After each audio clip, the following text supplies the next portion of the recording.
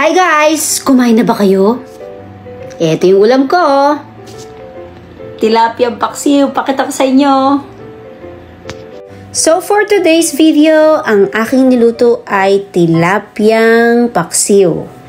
Pero ang twist, meron siyang gata. So first time ko nga lang gawin tong paksiw na to na may gata. So yun nga, dahil request siya ng friend ko, tinry ko siyang gawin. So itong recipe nga na to napakadali kasi ilalagay mo lang lahat-lahat ng recipe sa iisang pan and then sabay-sabay mo na silang lutuin.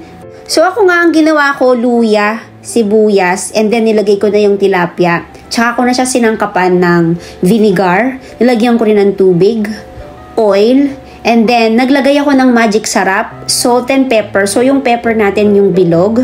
And then, naglagay na ako ng eggplant. So, slice of eggplant ang meron ako dito.